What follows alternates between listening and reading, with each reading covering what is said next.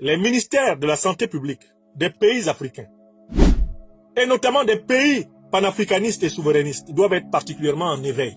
Les politiques de santé sont devenues le déguisement de la guerre contre l'Afrique. Les Africains ne doivent plus accepter de politiques de santé publique pilotées à partir de conclusions scientifiques de laboratoires impérialistes.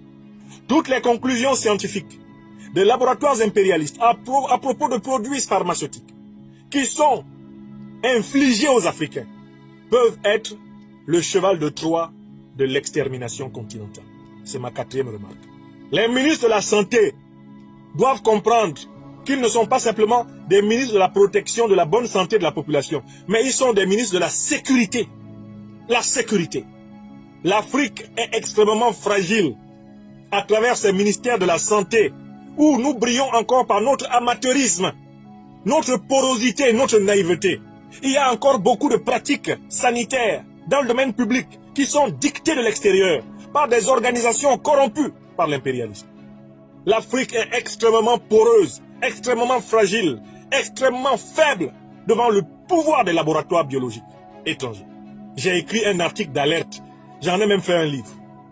L'Afrique face à la menace des armes biologiques. Le livre est sorti il y a 2 ans. C'est vrai ou c'est faux?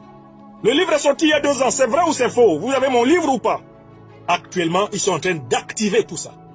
Ils viennent avec de soi-disant bonnes intentions. Les ministres de la santé africains, par naïveté, parfois par cupidité, acceptent de mettre en œuvre des politiques de santé dont ils ne maîtrisent pas le contenu. Ils ne maîtrisent pas les agents chimiques qui sont inoculés aux populations. Ils ne maîtrisent pas les conséquences. Et quand il y a des conséquences qui se produisent, ils font semblant d'avoir été pris de court. Alors que bien souvent, ils ont été corrompus.